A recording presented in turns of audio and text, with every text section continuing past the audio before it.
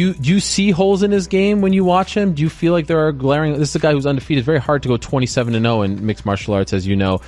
Do you see holes in his game? I mean, I don't see obvious, huge, glaring holes, but when people ask stuff like that, ask questions like this, you know, anybody can be beat. I can beat anybody. I just have to show up prepared and ready to go, and I'll make holes that aren't there. I can make holes happen. Nobody's perfect, man. Right.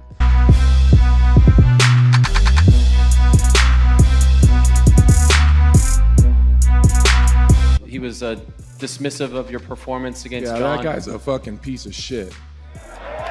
Fuck Luke Rockhold. The first opportunity I get, I'm gonna drill a hole through Luke Rockhold's fucking face. I promise you guys that. After this fight, doesn't matter what happens. I'll fight Luke Rockhold one fucking leg. I'm gonna beat that dude's fucking ass. Anthony Smith, for some reason, he called you a piece of shit and fuck Luke Rockhold. Now, he said he wanted to drill a hole through you, and you absolutely responded. Do you know what this comes from?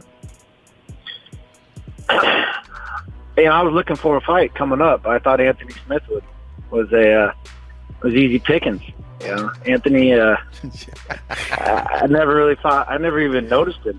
You know, when he was in my division, and then coming up, he got a couple wins, and you know, I was looking to assert myself and put myself in the mix, and this kid was somehow making the names, and yeah, that's what I wanted.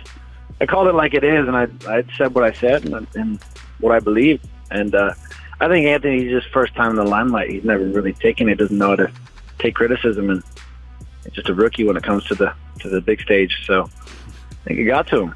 I don't know.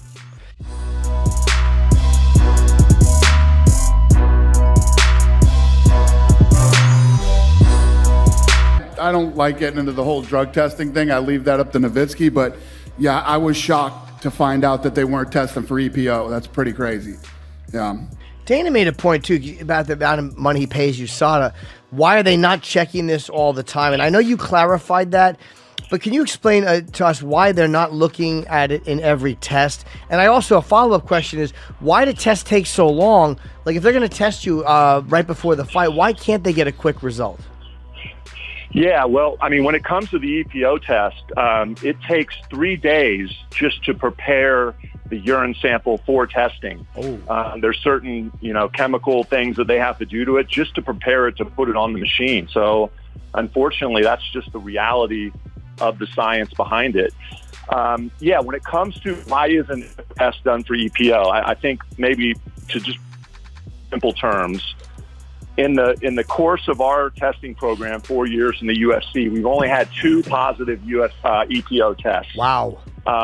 That being said, looking back at the percentage of EPO tests that we've done, we've had about 12,000 tests done in the history of this program.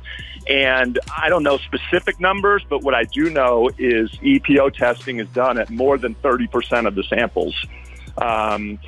The reason that it's not done on every sample is because A, it's expensive, and B, if you look at the statistics, ours being one of them, EPO is not the most commonly used performance-enhancing drug. So why would you want to dedicate all these testing dollars to a drug that's not the most common drug